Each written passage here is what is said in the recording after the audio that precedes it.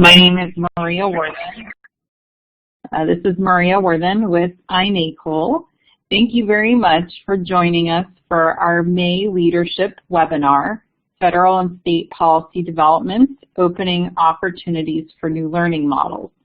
I'm very pleased to be joined by an all-star panel of policy leaders from both the federal and state level today. Richard Culatta is the Director of the Office of Educational Technology for the U.S. Department of Education.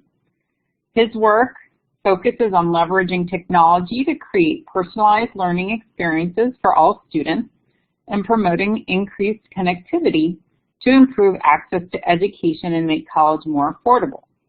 Prior to joining the Department of Education, he served as an education policy advisor to United States Senator Patty Murray.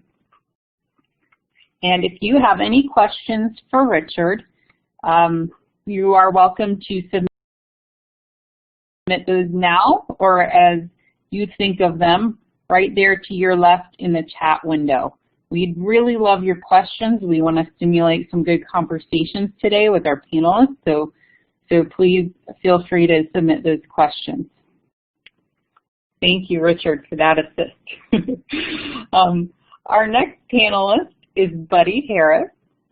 Buddy is the Senior Policy Analyst for the Ohio Department of Education. He has been a member of the Senior Policy Team in the Ohio Department of Education since August 2014. And prior to joining ODE, Buddy served as a policy analyst at the Hunt Institute in Durham, North Carolina. And then our third panelist is myself, Maria Worthen. I'm the Vice President for Federal and State Policy at iNACOL, and I have about a 12-year history working in education policy at the federal and state levels. And I've worked at the U.S. Department of Education as well as an advisor to the previous chairman of the Senate Health Committee, Senator Tom Harkin. And I'm very pleased to be here today. And once again, I would encourage you all to submit any questions or comments you have in the chat box. So with that, let's get started. The common theme in today's policy update is asking how federal and state policies are supporting the shift to personalized competency-based learning. So we have a lot of material to cover and a lot more issues that we track in the policy landscape. But today we're really focusing in on this question and how recent events and initiatives at the federal and state levels are supporting this shift to student-centered learning. And some of the ways that we are currently seeing policy beginning to enable this shift is through a couple things. At the federal level, we're seeing a shift towards aligning accountability and assessment systems to a more competency-based system. At the state level, we're seeing an opening up of flexibility for innovative districts and schools.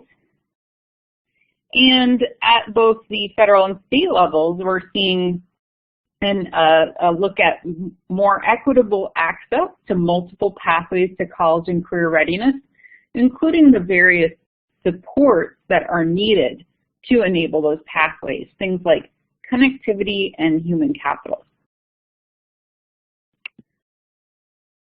So some of the policies that we're going to talk about today on this webinar, some of the things that we're watching include ESEA reauthorization, which is going on in Congress right now, innovation that's happening at the state level and which is starting to be supported through policies at the federal level for assessments.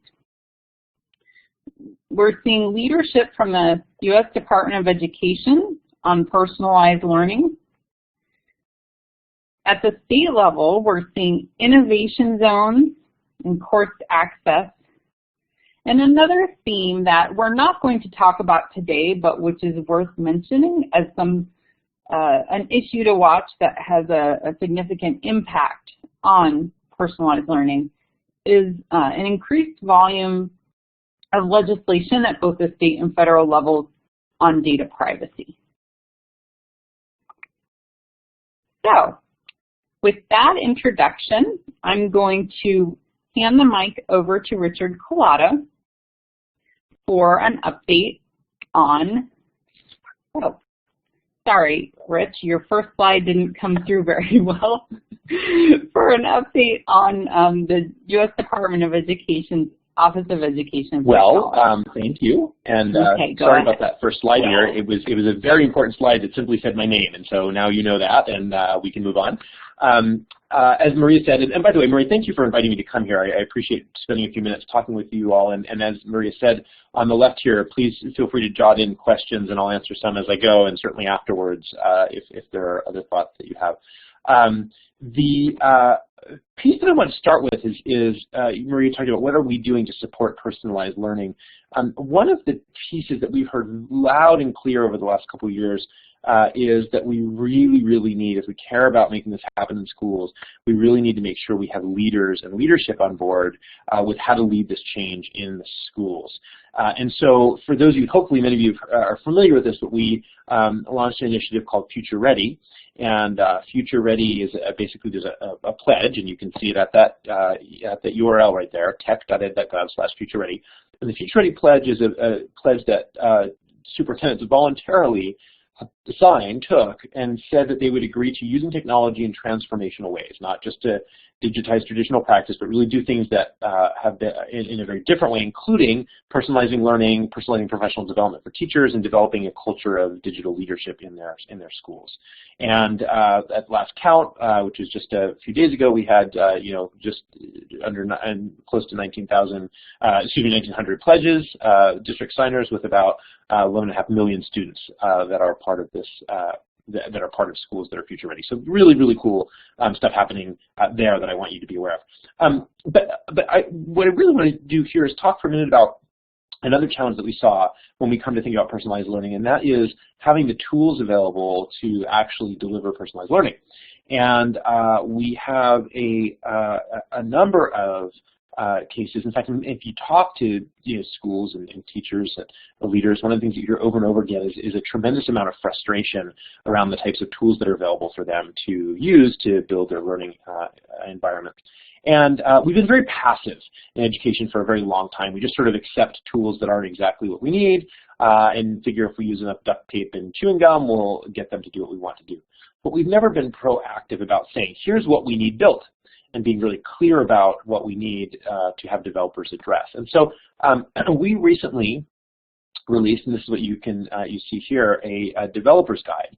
Again, some of you may have already seen this, but the EdTech Developers Guide, which you can download at tech.ed.gov, is a guide that steps through all the different pieces, both of opportunities for building tools and apps that will make a difference, but also how to work with schools and funding options and privacy policy that people may not be aware of. And I've shown this to people. It's really intended for people was intended as we built this for developers who are new to the space.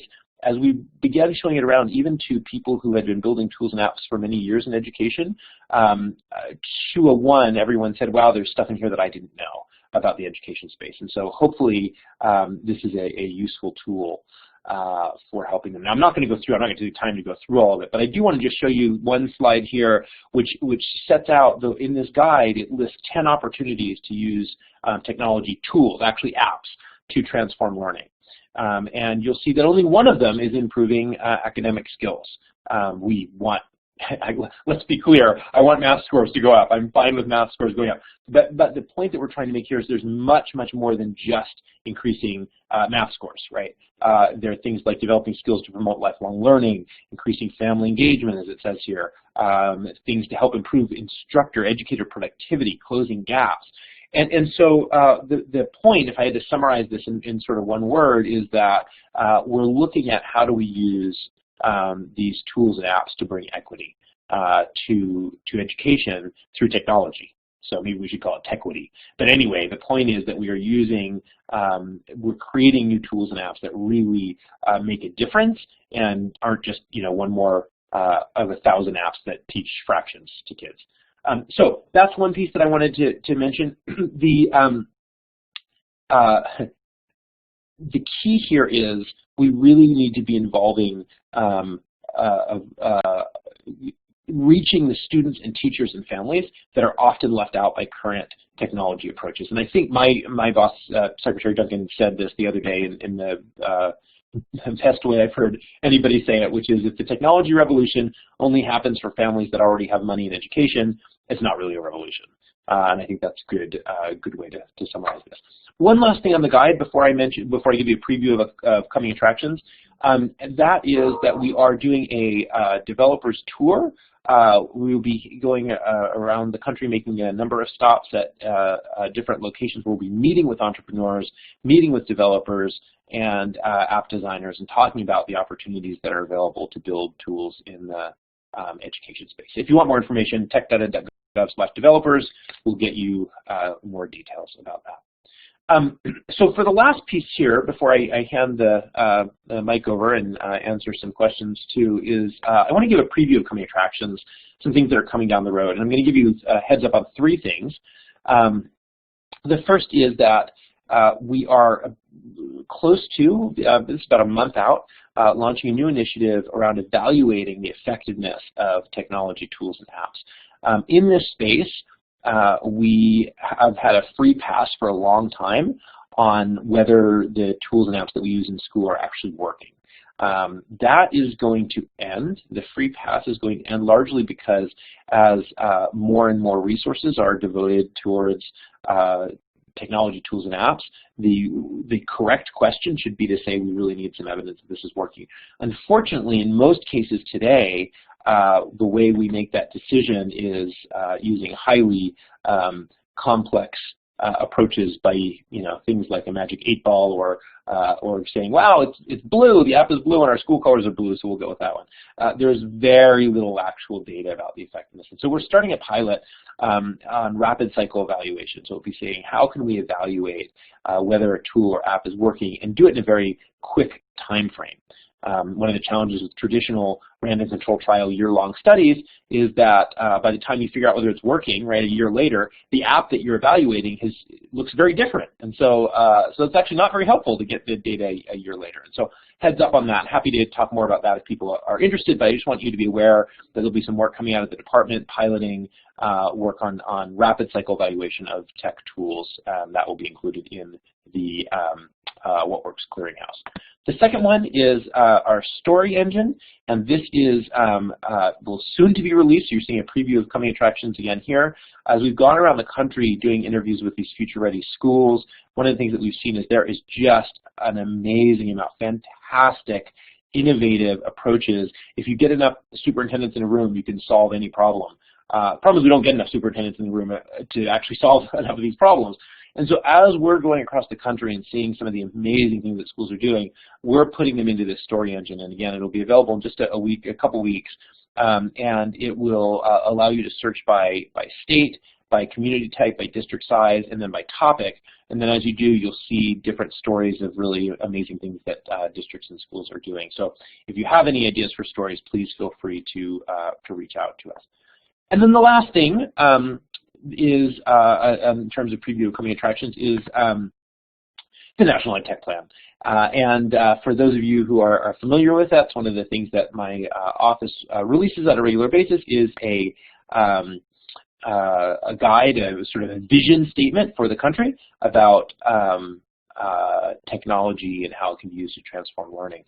The last update to the National Ed Tech Plan was in 2010, and some stuff has changed since then.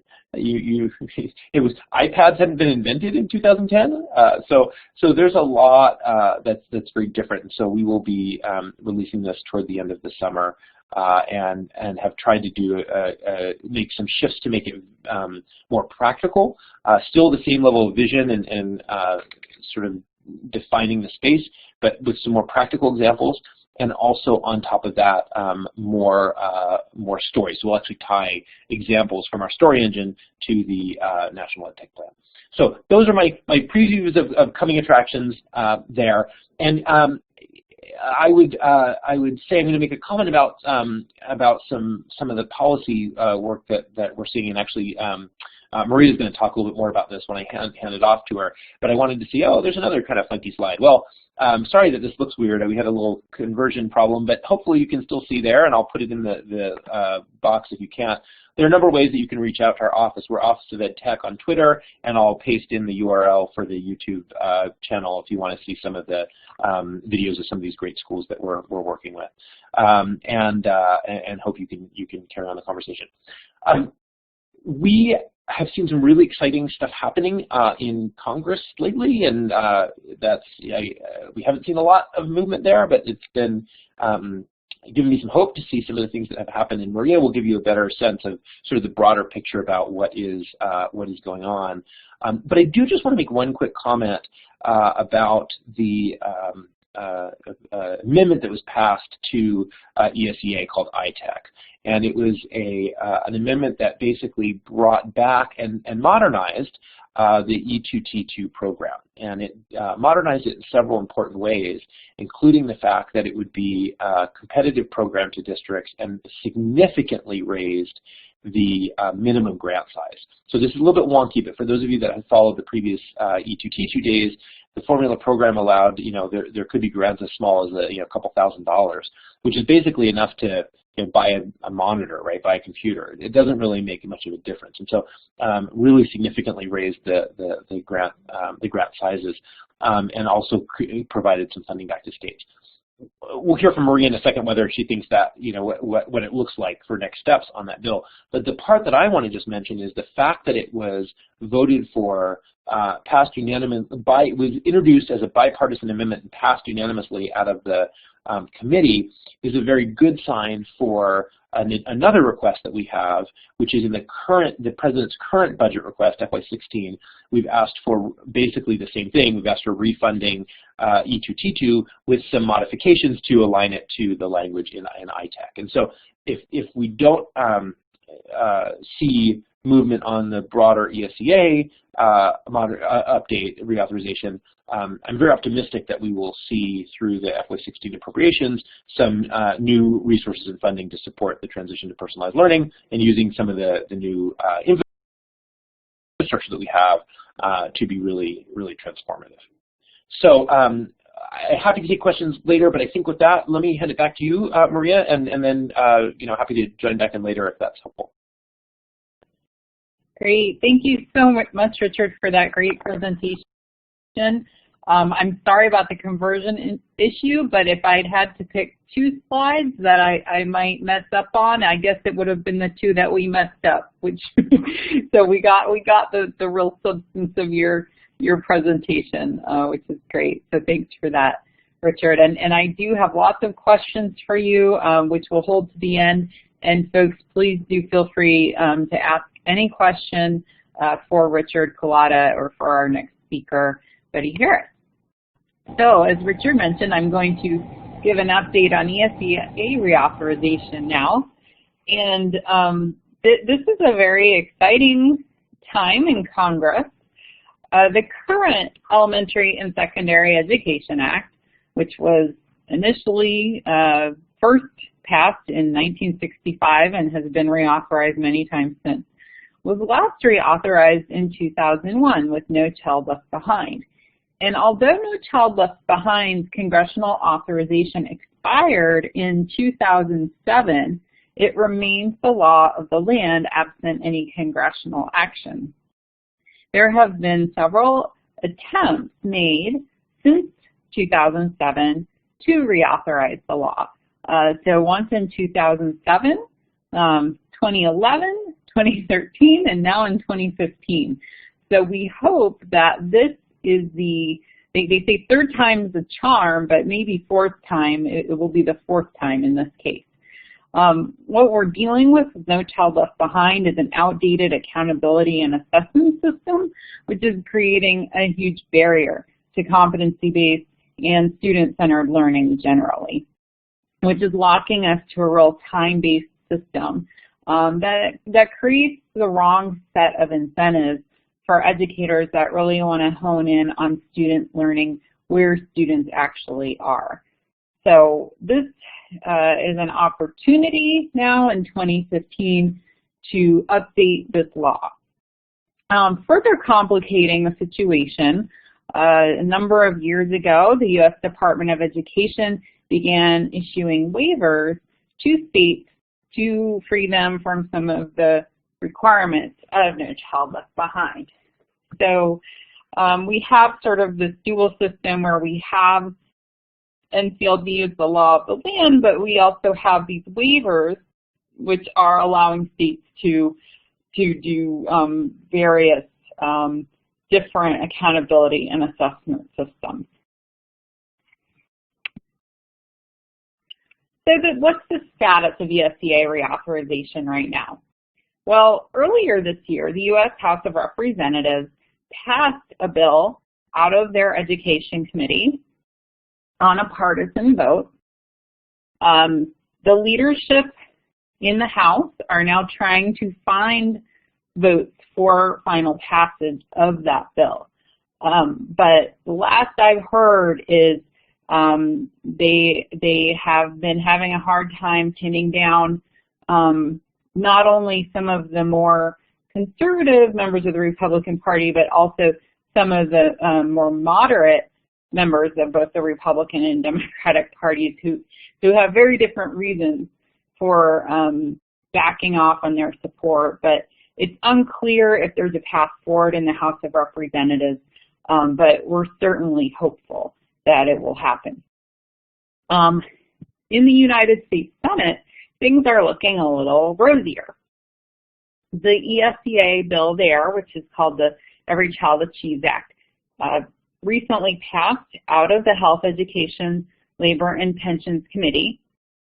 Unlike the House where the bill was passed on a partisan vote, this was a very rare and bipartisan tone to the committee markup. The bill actually passed unanimously with every single senator from both parties voting in favor of passing the bill.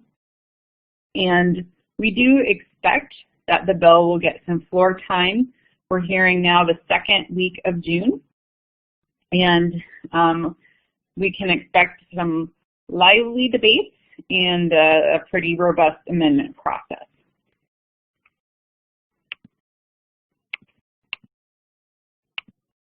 So what's in the Senate bill? Overall, the theme that we're seeing is more flexibility for states. Getting some more into the specifics, and unfortunately we don't have all day, so this is going to be really high level. But the Senate bill maintains annual assessments in grades 3 through 8, and once in high school in math and reading and English language arts. That is maintaining a current provision of No Child Left Behind. However, what the assessments will look like and what the accountability attached to those assessments will look like is very different. States will be allowed to use growth measures, which they're not currently allowed to do under current law. They'll be allowed to use computer adaptive assessments. They'll be allowed to use multiple measures from multiple points in time to calculate summative scores for their assessment systems. And that's every state. In addition, there is a pilot, an innovative assessment pilot, which is something that iNACOL has worked very hard to advocate for the inclusion of, because we have heard from many of our members and a number of states that are working to pilot more innovative systems of assessments that support competency education. And this pilot would allow states to pilot these more innovative systems of assessments. You've heard about what's going on in New Hampshire. It would be something on that model, and it would evaluate those systems and ultimately allow states that are successful to permanently transition to those new assessments. So we're very pleased to see the Innovative Assessment Demonstration Authority in ESEA. We're working with congressional staff to even improve upon that program. But that's something that's really exciting to watch in our field. A couple other things. As Richard mentioned, there is a new amendment that was added to the bill called iTech, which would provide some education technology funding. We have some mixed views on iTech. The concern about this program is that it does not prioritize a shift. It does not prioritize funding towards models that are student-centered, that are going to use technology to shift to personalized competency-based pathways. So there's a lot of great language in the allowable uses of this program, but we're also concerned that some of the funding could go towards large technology buys that aren't connected to thoughtful planning, as well as professional development that's not connected with a shift to student-centered learning.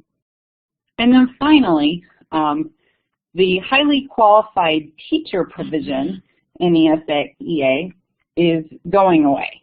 And for those of you familiar with this provision, in current law, it provides a very input and time-based way of incentivizing districts to have teachers that have certain credentials and have put in a certain amount of time into their credentialing and education versus looking at their effectiveness. And so this will open up opportunities for states to think about teacher competency, teacher readiness to teach in new learning models. And so it provides an interesting opportunity to think about the role of educators.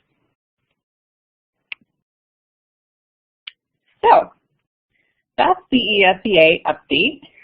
And again, if you have any questions, I encourage you to submit them. We'll get to them at the end.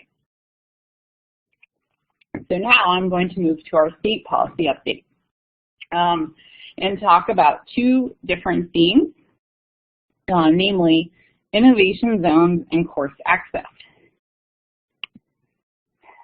Before I introduce our next speaker, Buddy Harris, let me just talk about what we mean when we talk about innovation zones. Innovation zones are state policies that enable personalized competency-based learning by listing state policy barriers. These barriers can include seat time requirements, staffing restrictions, budgeting constraints, and prohibitions or constraints on blended and online learning. Innovation zones, flexibility and regulation may include or be integrated with funding for implementation of competency-based education, as we'll see in Ohio. They may also be combined with professional learning communities to support cadres of leaders who are embarking on new learning models transformation. They may include digital learning resources or be integrated with a state-to-school turnaround or improvement process. Now, one barrier that remains significant in all this is the federal accountability and assessment barriers that I spoke about with ESEA reauthorization.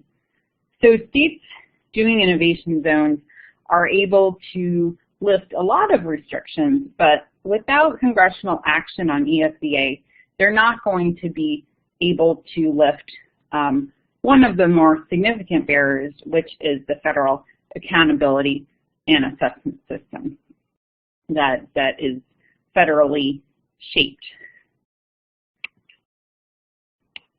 So with that, I would, oh, sorry, I have one more slide here. So some states that we are seeing innovation zone policies in include Alabama, Arkansas, Kentucky, Mississippi, New York, West Virginia, and hopefully this year, Ohio, where there's some pending current legislation.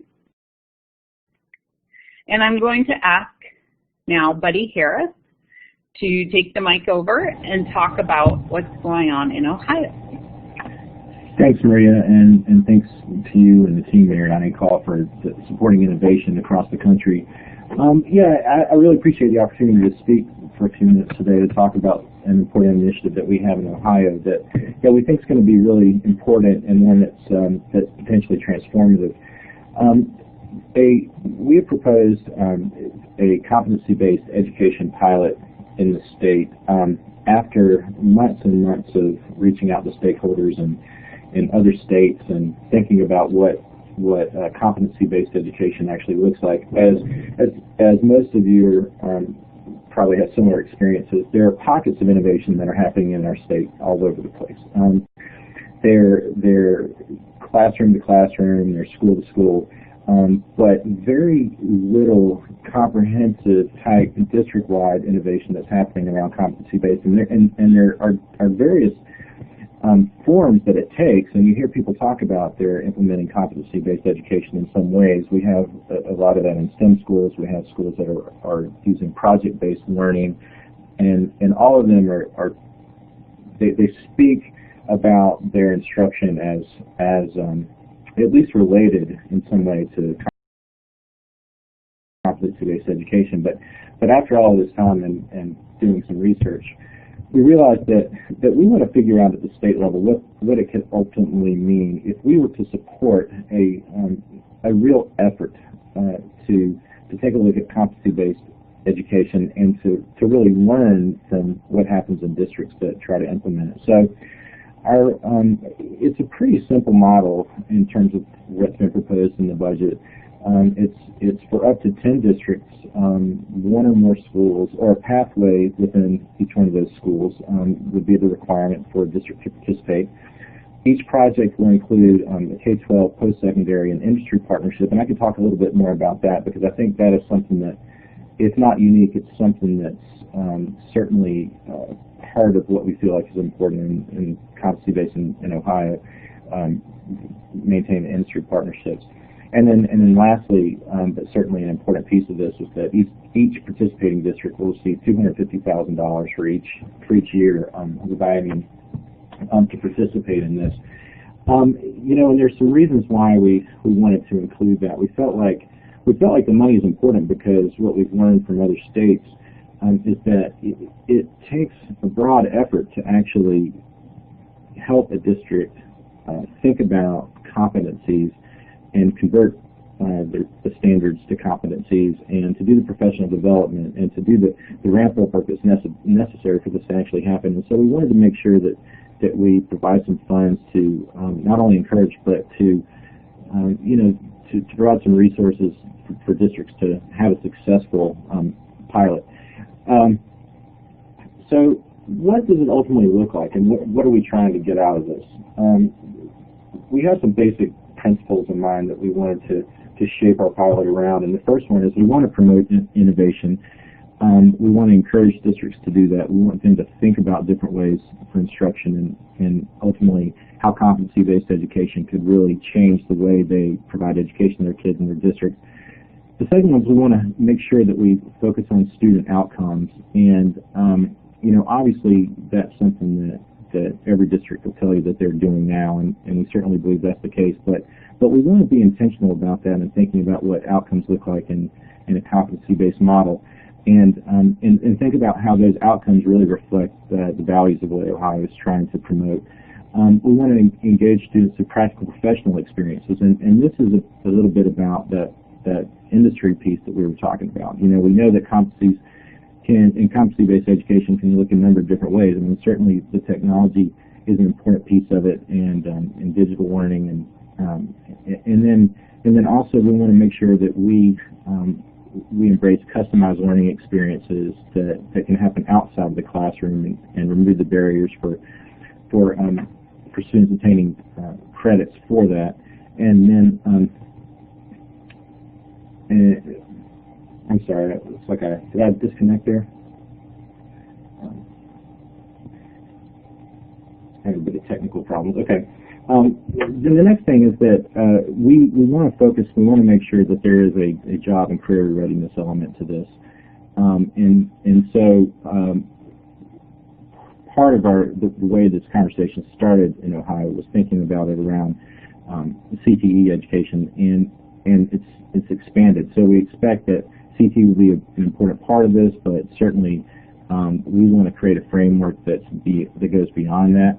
And then the last piece is that we know that Ohio believes in local control, and so we want to give districts the incentives and the encouragement to look for different innovation, but we want to maintain the local control there at the district and let them know that this is only going to work if they have ownership over it.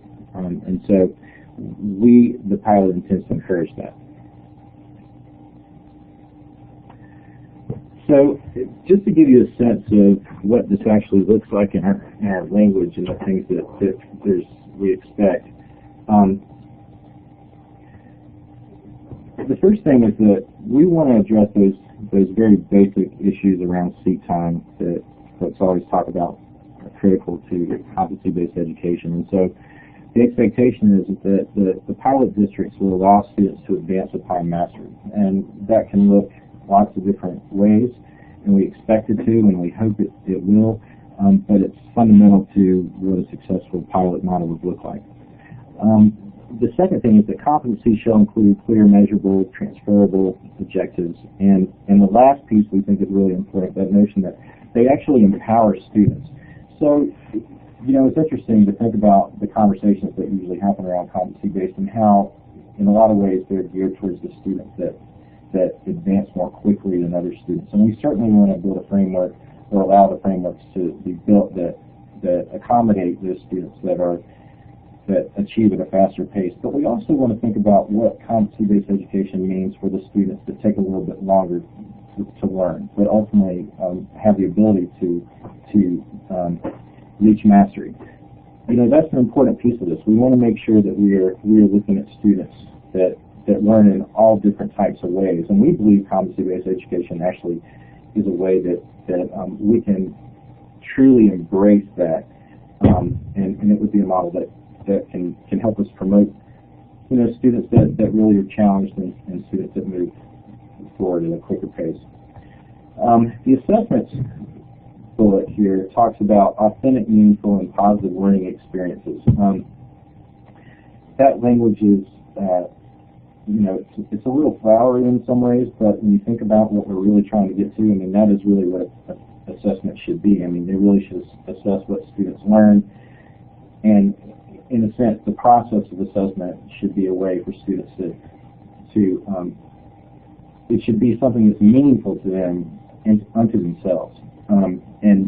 And so that's what we would hope to encourage. I'll speak a little bit about what this means for our accountability system in just a second, but that's where we want to be. Finally, students should receive differentiated support that support individual learning needs. And I think what we want to make sure that we do that's incumbent upon us in this pilot is to allow districts to really wrestle with exactly what that means for each one of them. So what does differentiated support mean? What does individual learning needs mean? And how would it connect to what happens in the classroom? It's not a matter of just mandating certain types of experiential learning or digital learning or CTE learning. It can mean all of those things. But we want to make sure that districts have the flexibility to really explore that for themselves. The learning outcomes shall emphasize competencies that include application and creation of knowledge and real work skills. We are seeing some real interest in Ohio around competency-based education, particularly as it relates to this notion of the real work skills and how it connects to jobs and industry. And we think that there's a lot of potential around that. But we want to go beyond that and to think about how competencies really reflect authentic learning. And we want to support districts in how they look at their standards and turn them into competencies. And then finally, and this is something that I think there would be a requirement that they incorporate participating districts incorporate partnerships with post-secondary institutions and industry partners. And so what that looks like in Ohio, and I'm sure in other states you have similar things going on, but we have what we call a Credit Flex program that we're really trying to encourage, that allows for students to go out and do internships, or they do have some sort of experiential learning to get credit for that in a way that reflects mastery of certain skills. And also a program that we're really encouraging called College Credit Plus, that would allow high school students to earn college credit. And of course that is happening around the country, and we feel like it's an important element, particularly as we think about how kids can move at their own pace. So finally, and this is where I spend most of my time in thinking about this, working at the state level. What does it mean to be a state agency and to be in a position where we encourage innovation?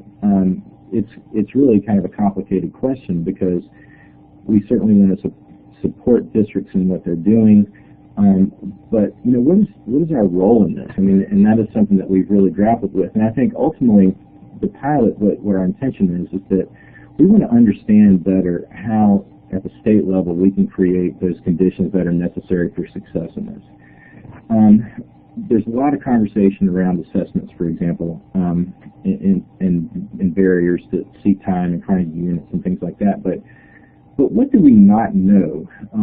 And what are we going to learn from this? And how intentional can we be in our learning around this? So for example, what do we need to know in order to encourage the professional development with teachers, for example, that are going to be the ones to implement this in their classroom?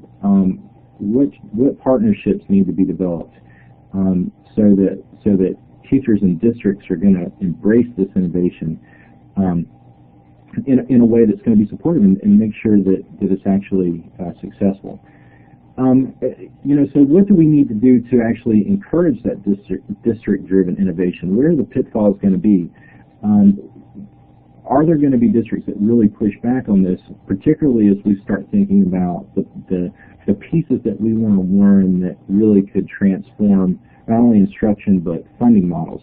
In lots of the research that we've done, we've seen that the funding continues to be a real challenge in states across the country that are working on competency-based education. And so what we're hoping to do is to figure out how the funding can really reflect what it is that those principles that we want to emphasize.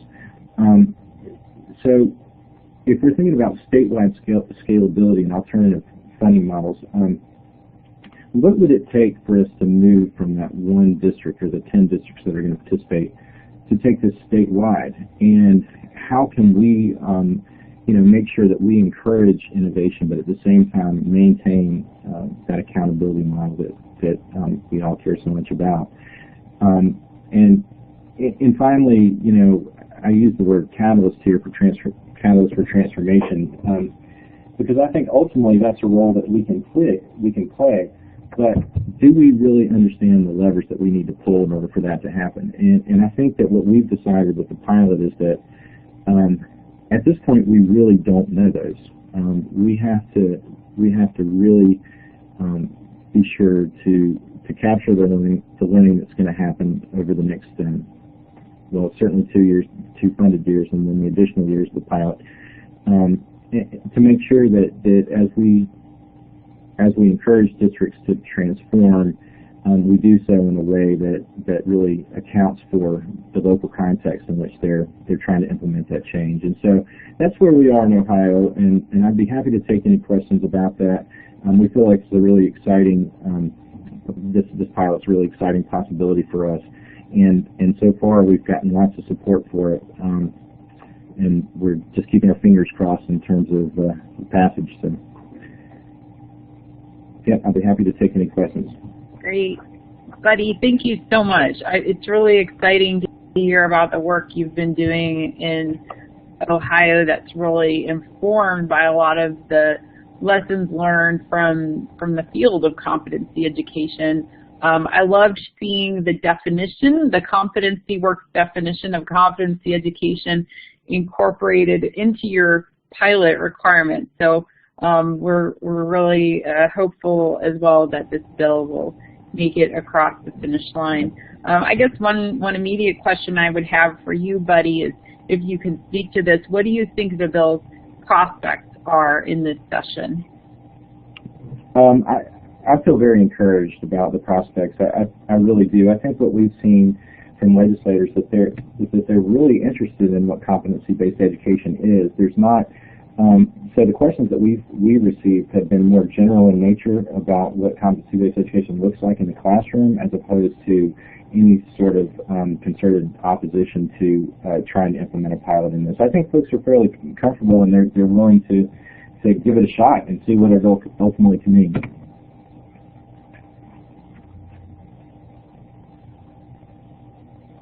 Thank you.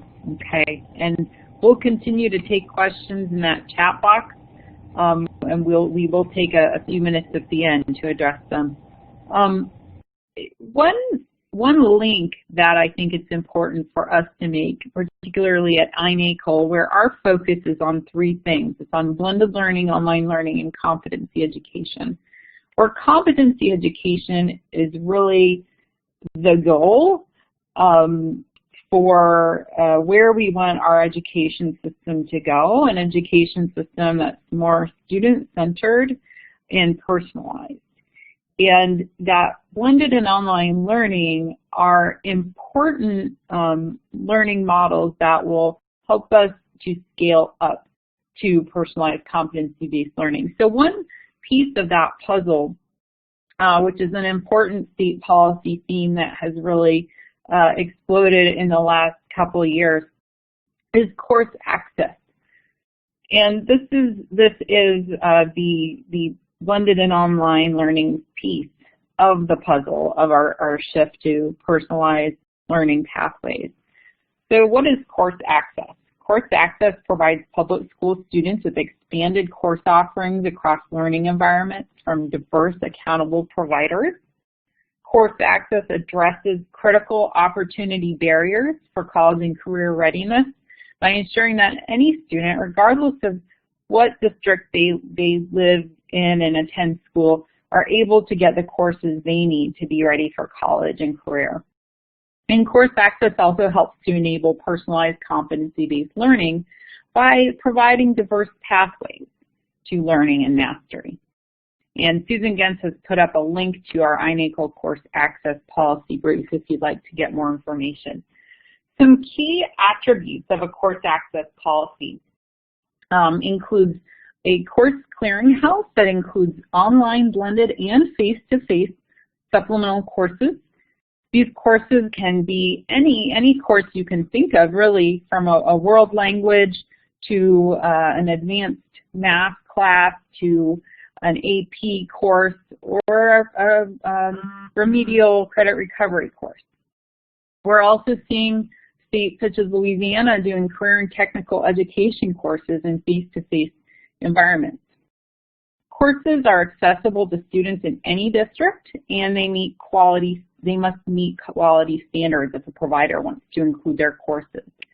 And there's outcomes-based accountability and funding, and the funding is sustainable in that it follows the student. So we're currently seeing course access in 7 states: Florida, Louisiana, Michigan, Minnesota, Texas, Utah, and Wisconsin. And we have 3 pending course access bills this session. In Texas, where there's an existing course access program, there's a bill that would improve on the Texas Virtual School Network, which is waiting in the Senate. This bill would open up greater access for students, eliminating a provision that says students cannot take a course online if their district offers a substantially similar one. And it would allow the Texas Education Agency to negotiate funding levels for courses rather than capping it artificially. We've also seen 2 bills for new course access programs introduced in Illinois and Missouri. Each of these has passed their first chamber of introduction, but both have had problematic amendments that would basically render these programs to no longer be considered truly course access. In Illinois, the bill would now allow schools to opt into the program, meaning that not every student would actually have access to these courses if your school chose not to participate. And in Missouri, they have replaced the funding following the student with a appropriation, which could cap the number of students that could participate. So that is, I know we've covered a lot of information in the last 50 minutes. I want to make sure we leave 10 minutes now for Q&A. Please keep typing your questions in. But I would like to start with a question that I would pose to both Richard and Buddy. So Richard, you mentioned that you have over 1,800 FutureReady pledges, and I know you've come into contact with quite a few superintendents and other district leaders and talking to them about what they're doing and seeing. And Buddy, I know that you've been in the process of developing the competency-based education pilot, have been working with district leaders in your state of Ohio. So I'm curious, the question goes to both of you, is what you are hearing as you talk to these district leaders about the biggest barriers that they are seeing to transformation to student-centered learning.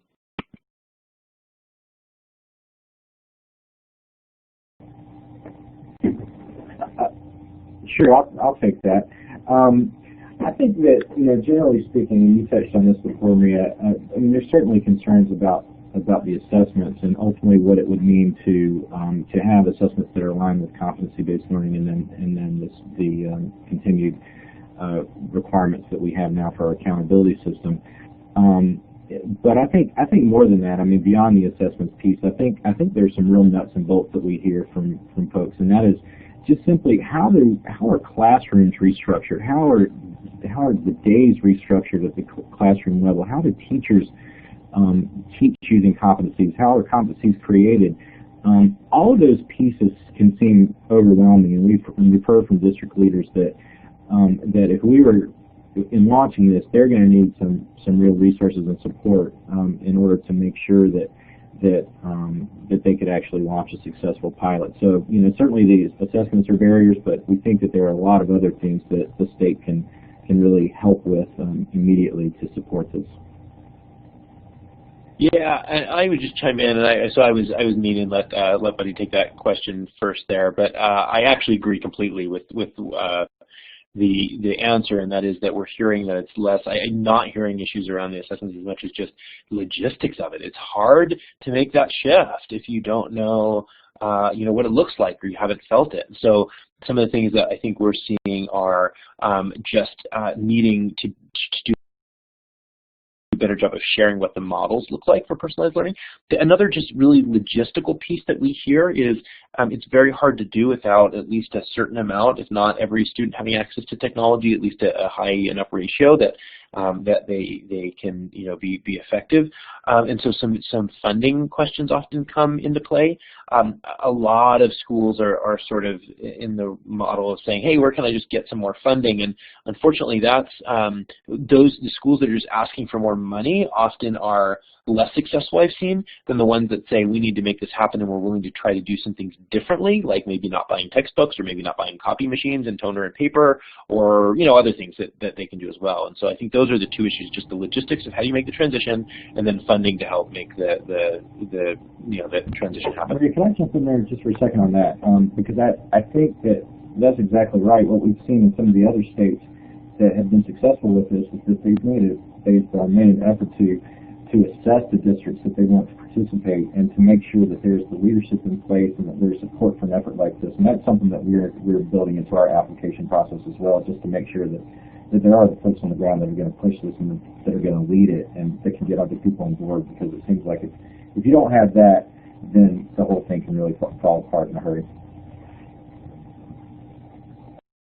One of the back channel conversations I've been seeing on this webinar is around human capital. I think there was initially some questions around teacher preparation, and I see another question here about professional development. And Buddy, you mentioned leadership, and So I'm curious, again, this question is for both of you.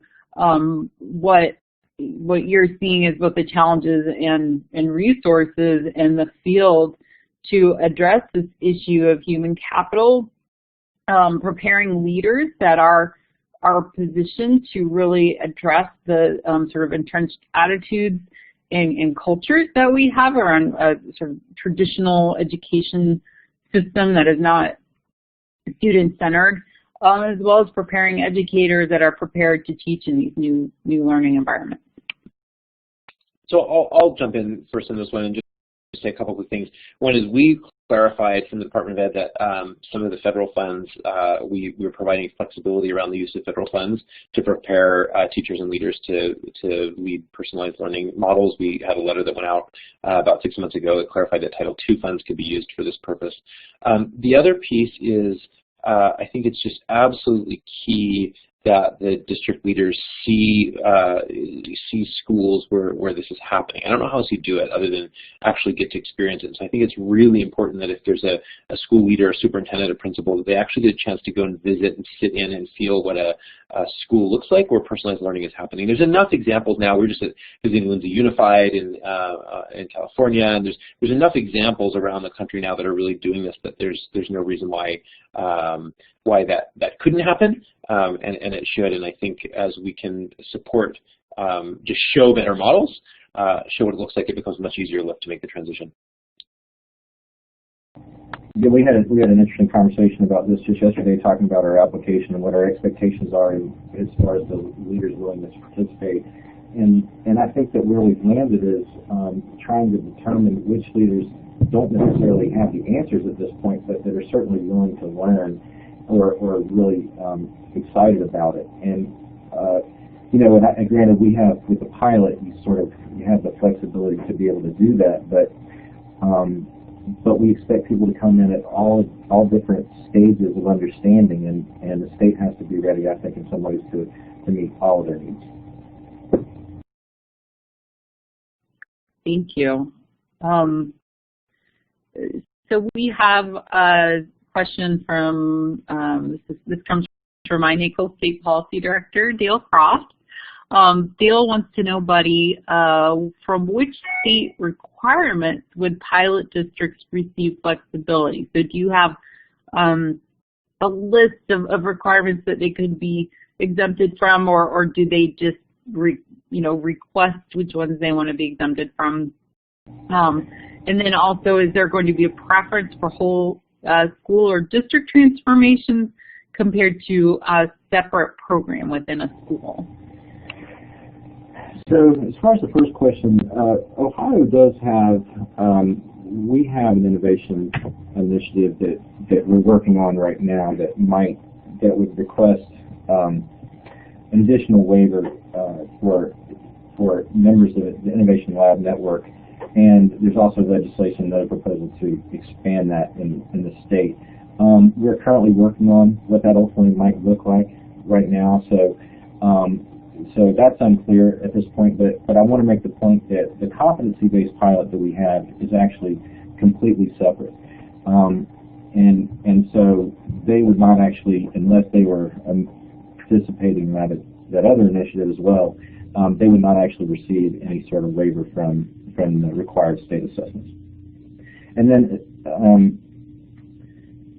as far as the second question goes, I don't anticipate that we will give any preference for whether or not we're talking about an entire district or a school. I mean, we feel like, I think it's going to be a really heavy lift for an entire district to embrace this and figure out how to move to a competency-based model, particularly in the short time frame that we're providing in funding. So we don't necessarily expect that.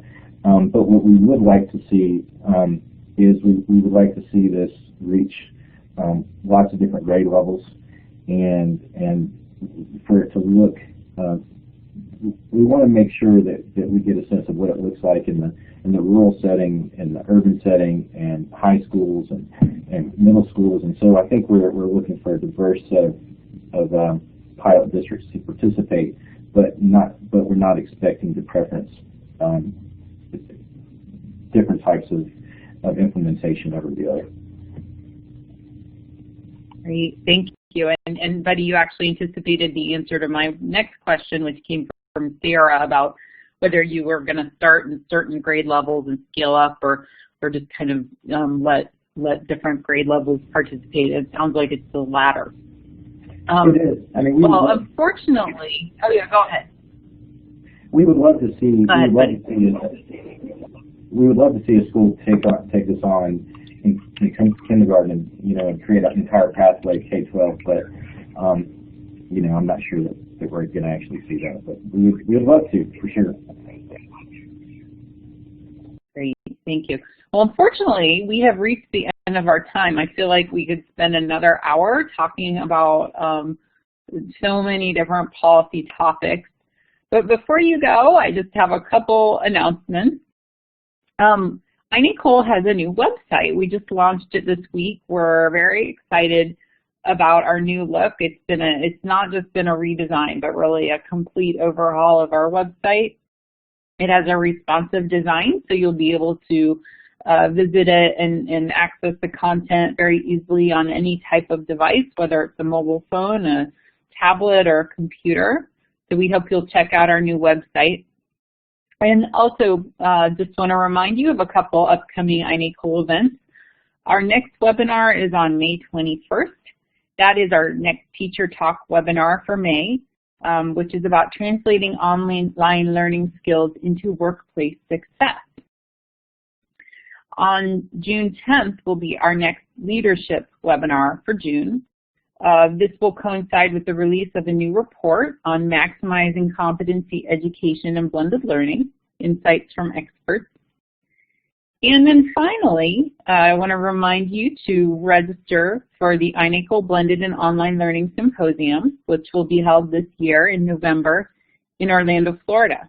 And you can register for all those events and see our new website in the process at www.inacol.org. So I would just like to extend a huge thank you to our presenters, Buddy and Richard. Thank you so much for your time and your insights. We really appreciate it. And to those of you who were in attendance, we thank you for your time, and we invite you to keep the conversation going on Twitter or by reaching out to talk to us here at iNACOL. So thank you very much, and we'll see you next month at the next webinar. Thanks, Maria. Bye. Thanks. Thank you.